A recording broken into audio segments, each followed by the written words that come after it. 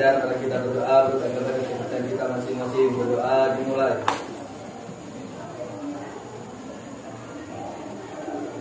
Doa selesai. Beri salam pada ibu kita. Assalamualaikum warahmatullahi wabarakatuh. Waalaikumsalam warahmatullahi wabarakatuh. Sehat anak-anak? Alhamdulillah sehat, Bu. Alhamdulillah sehat. Sebelum kita mengakhiri, boleh kita nyanyikan dulu lagu wajib nasional ya. Lagu apa? Garuda Pancasila. Ya, Garuda Pancasila. Siapa yang mimpin lagu? Ya, lanjut.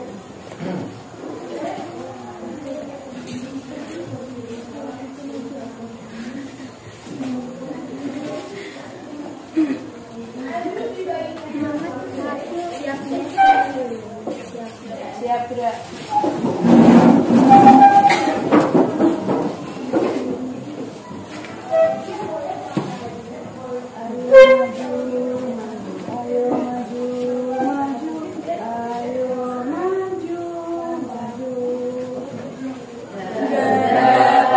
Pancasila, akulah pendukungmu, patriot proklamasi, sedia berkorban untukmu.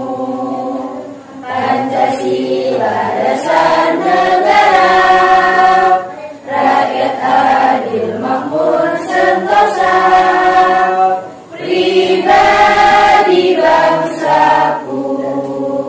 Ayo maju, maju, ayo maju, maju, ayo maju, maju. Garuda.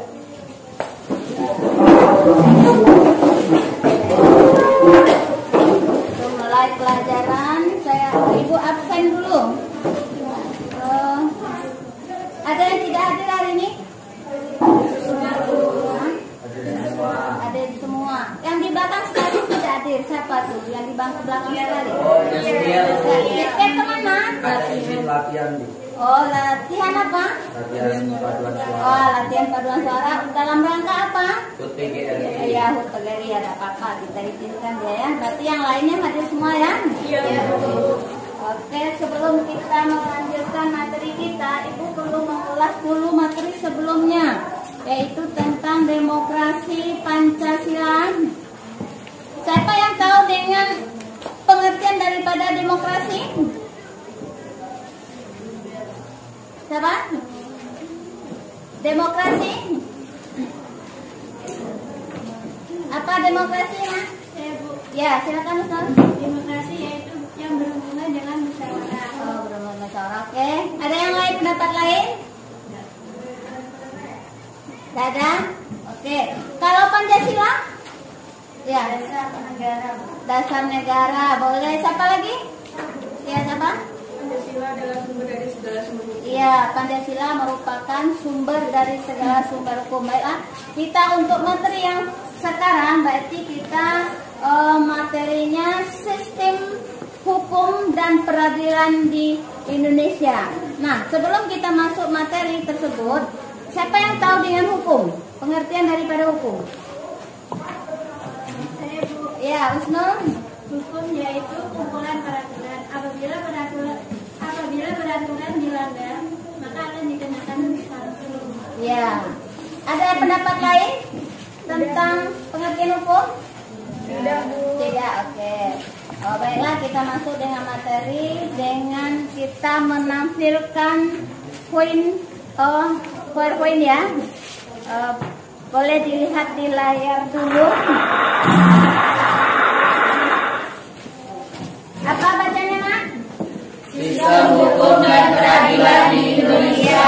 Sistem hukum peradilan di Indonesia. Sistem hukum dan peradilan di Indonesia. Nah, tadi telah ada teman-temannya mengatakan bahwa sistem hukum tadi apa Ustaz? Sistem hukum tadi Yang berhubungan dengan peraturan. ya. Berarti hukum sebenarnya belum ada pengertian yang pasti. Namun kita kita dapat mengambil suatu kesimpulan bahwa hukum adalah peraturan-peraturan apabila dilanggar akan dikenakan sanksi. Nah, kita belajar di bab 3 yaitu tentang sistem hukum dan peradilan nasional. Nah, kita buat suatu di sekolah kita. Di sekolah kita mempunyai suatu peraturan. Peraturan itu juga merupakan hukum. Apabila peraturan itu kita langgar akan dikenakan sanksi. Contohnya peraturan di sekolah apa, anak-anak? Memakai anak. Ya, di sekolah kita tidak boleh, tidak harus memakai anak jilbab. Apabila kita tidak memakai anak jilbab akan dikenakan sanksi. Terus apa lagi? Ya, datang tepat waktu itu juga suatu peraturan. Apabila datangnya terlambat kita kenakan sanksi atau hukuman. Nah, sekarang kita masuk dengan mempelajari dengan sistem hukum nasional.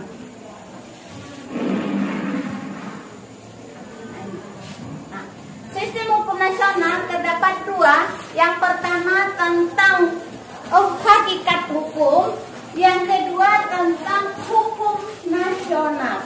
Nah, apa itu hakikat hukum? Ada yang tahu?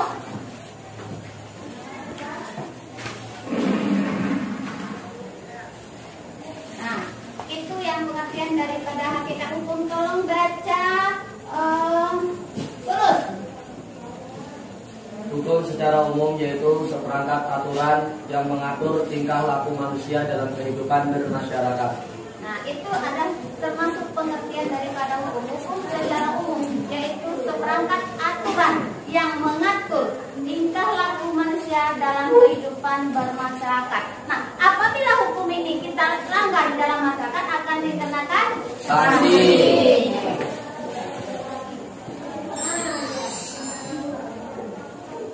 Nah, tujuan daripada hukum yang pertama, tujuan hukum ada 4. Yang pertama apa ini?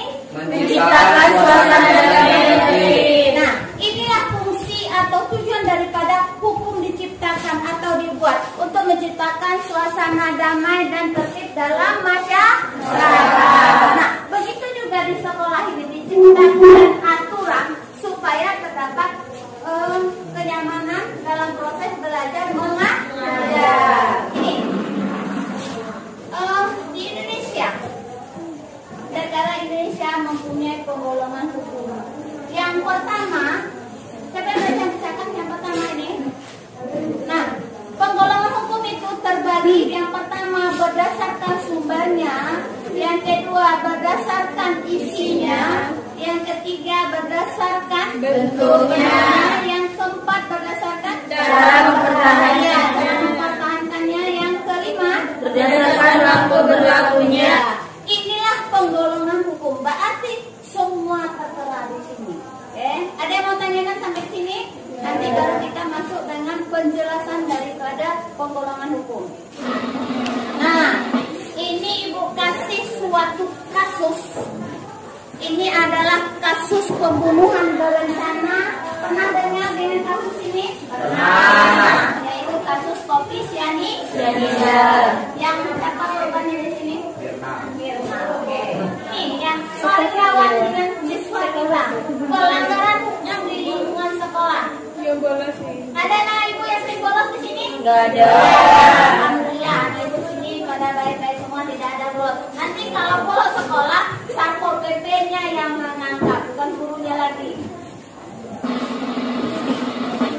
Terima kasih. Kalau sudah memahami semua di sini, baiklah ibu akan menanyakan suatu video visual tentang sistem hukum nasional.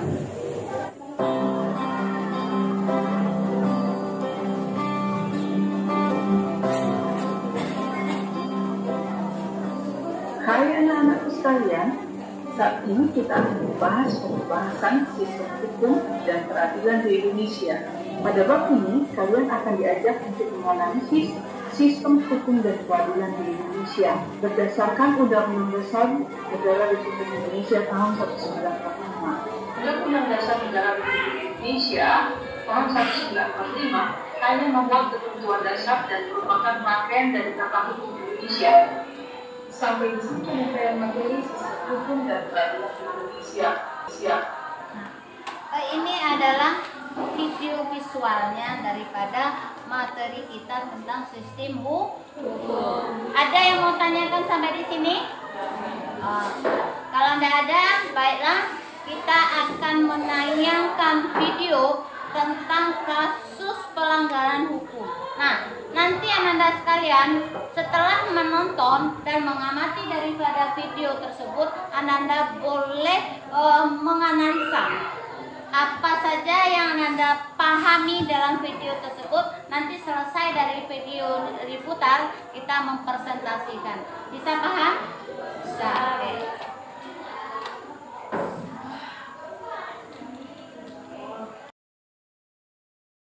Kabar berikutnya datang dari Belitung. Ilham Saputra terdakwa kasus pembunuhan di Hotel Belitung divonis 15 tahun penjara. Vonis dibacakan majelis hakim di Pengadilan Negeri Tanjung Pandan. Ilham sendiri merupakan pelaku pembunuhan terhadap perempuan bernama Gladys Anggun setelah dinanti di kamar Hotel Belitung. Untuk lebih lengkapnya akan disampaikan jurnalis kami dari Pos Belitung, Anda rekan Dede Suhendar yang saat ini sudah terhubung bersama kami. Silakan dengan informasi Anda.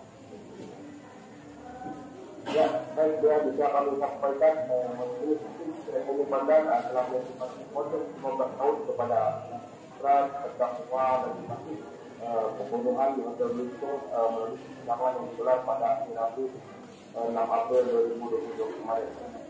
Baik, terima kasih rekan Dede Suhendar melaporkan dari Belitung. Selamat bertugas kembali. Terima kasih sudah nonton.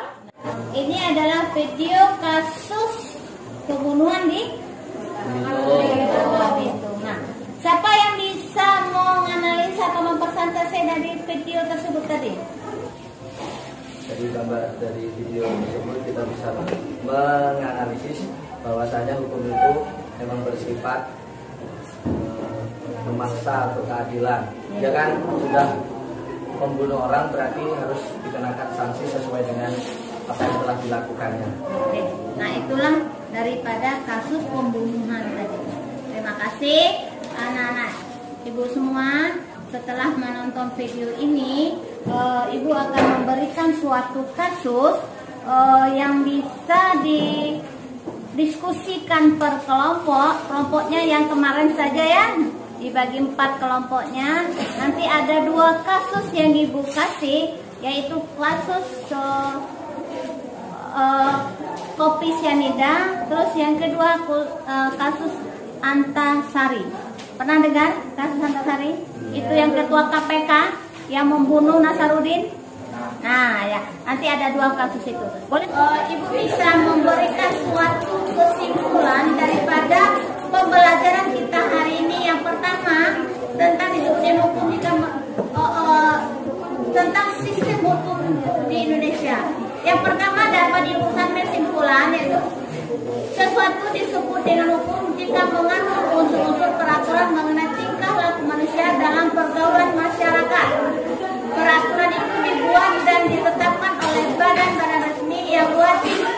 Peraturan itu bersifat memaksa dan sanksi terhadap pelanggaran peraturan tersebut adalah tegas.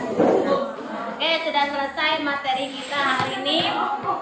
Dengan berakhirnya, boleh ketua kelas memimpin doa dulu sebelum berakhirnya materi kita. Kita berucapkan syukur karena hari ini sudah selesai melaksanakan pembelajaran hari ini. Siap gerak. Untuk mengakhiri pembelajaran kita hari ini, mari kita berdoa menurut agama dan kepercayaan kita masing-masing. Berdoa dimulai. Berdoa selesai. Beri salam pada ibu guru kita. Assalamualaikum warahmatullahi wabarakatuh. Waalaikumsalam warahmatullahi wabarakatuh.